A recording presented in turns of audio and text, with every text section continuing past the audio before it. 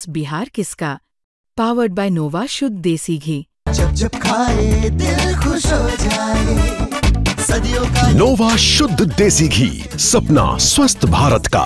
I love घी। नमस्कार, आप देख रहे हैं बिहार तक और आपके साथ मैं हूं ऋचा शर्मा। भोजपुरी इंडस्ट्री के सुपरस्टार हेलो कौन से चर्चा में आए और खूब जनता का दिल जीतने वाले रितेश पांडे चुनाव हार गए। जनसुराज के टिकट पर चुनावी रण में थे। हालांकि उन्होंने खूब टक्कर वाली फाइट दी है, लेकिन चुनाव नहीं जीत सके। रितेश पांडे के बारे में ये बताऊं कि उन्होंने जिस तरीके से चुनावी अभियान में अपना पूरा दमखम लगाया था, ऐसे में माना जा रहा था कि तैयारी तो उनकी जो है वो खूब जबरदस्त है। दिन रात मेहनत करते नजर आए, जनता के बीच पहुंचते नजर आए। रितेश पांडे के बारे में ये भी बताऊं कि जनसुराज के टिकट पर वो चुनावी रण में थे। जनसुराज पार्टी में हाल ही के दिनों में ज्वाइन किए और उसके बाद से उन्हें टिकट दे दिया गया। समय कम था, लेकिन जितना समय मिला मेहनत तो खूब की।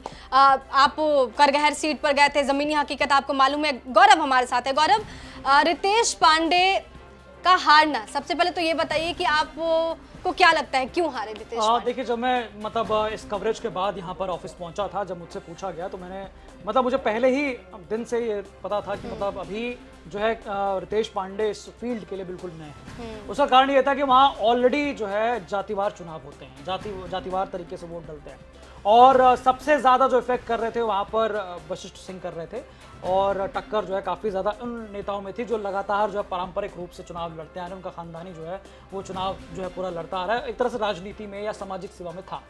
रितेश पांडे को जब मैं पहली बार जब उनसे मुलाकात हुई तो मैं पहले मुझे लगा कि सेलेब होंगे, सेलेब की तरह रहेंगे और आगे पीछे जो है लोग होंगे। बिल्कुल हो सकता है कि थोड़ा सा टफ हो उनसे बात करना, लेकिन उनसे मिलने के बाद सारी चीज़ें बिल्कुल दिल के बहुत खुले हुए। भैया चप्पल पहने हुए थे, शर्ट डाले हुए थे, बटन यहाँ तक खुला था, एक पैंट था लटक रहा था और ऐसे ही घूम रहे थे और घूमते हुए लोगों से जो है वोट मांग रहे थे। तो हमने उनसे मुलाकात की। बड़े ही साधारण, ऐसा भी नहीं कि एकदम आप सेलेब हैं तो आपके पास एक एटीट्यूड है, वो बिल्कुल एटीट्यूड नहीं है। साधारण, एकदम सर्वसाधारण तरीके से उन्होंने जो है मुझसे मुलाकात की।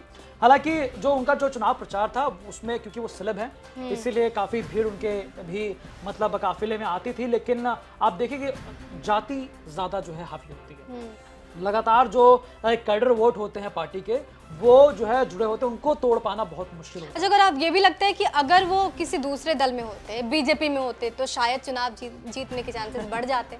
बीजेपी में होते तो भी मुझे लगता है कि आसान नहीं होता, क्योंकि बीजेपी का पहले से जो कैडर कार्यकर्ता वहां पर काम कर रहा होता वो भी तो नाराज होता। लेकिन मुझे लगता है कि हाँ, थोड़ा इफेक्ट तो जरूर होता।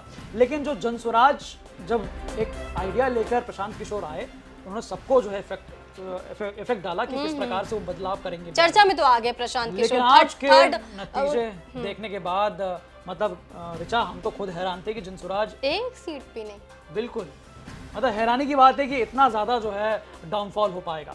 और रितेश पांडे बहुत ज्यादा एक्टिव थे और मैं आपको बता दूं कि जिस दिन काउंटिंग हो रही थी उस दिन मैं वहीं पर था। हमने एक्सक्लूसिव जब उनसे बातचीत हम कर रहे थे, उस दौरान उन्होंने ये आरोप लगाया कि यहाँ पर जो है पिछली रात में कोई पार्टी के सदस्य जो हैं वो बीजेपी के लोग पैसा बंटवा रहे हैं, ये कर रहे हैं, वो तमाम वोटिंग के दिन भी उन्होंने कहा था कि वो स्लो हो रहा है वोटिंग। हाँ, वोटिंग भी हमने देखा कि हमारे ही कैमरे पर उन्होंने जो है तस्वीरें हमने दिखाई थी, जाकर वो भिड़ गए अधिकारियों से कि वोटिंग आप स्लो क्यों करवा रहे हैं, इसका कारण क्या। तो वो एक तरह से ऐसे थे कि उन्होंने जी जान इस चुनाव में लगाई थी और कहीं ना कहीं वो मेहनत पोलिंग वाले दिन तक भी कर रहे थे, एकदम शाम तक भी कर रहे थे। तो प्रशांत किशोर के सबसे मजबूत सिपाही के तौर पर रितेश पांडे चुनावी रण में थे। कारण एक और था, कारण ये था कि उस विधानसभा में ही प्रशांत किशोर का गांव भी है, कुनार। तो कुनार जो है उसी विधानसभा क्षेत्र में पड़ता है और वहां पे जब वो प्रशांत किशोर पहुंचते थे तो उनका हाथ बकायदा पकड़कर रितेश पांडे का वो चलते थे वहां पर रोड पे। तो कहीं ना कहीं वो भी एक तस्वीर थी जहां पर काफी ज्यादा जो है सपोर्ट एक तरह से दिख रहा था कि उनको मिलेगा। लेकिन नतीजों को देखने के बाद कहीं ना कहीं ये थोड़ा सा मुझे ये तो कंफर्म था, लग रहा था कि नहीं, रितेश पांडे इस बार 1-2 की पोजीशन पर नहीं आएंगे, लेकिन मुझे ये नहीं पता था कि वो इतने ज्यादा डाउनफॉल होंगे। हैरानी नहीं है कि वो चुनाव हार गए, लेकिन वोटों का अंतर थोड़ा सा कम हो सकता था।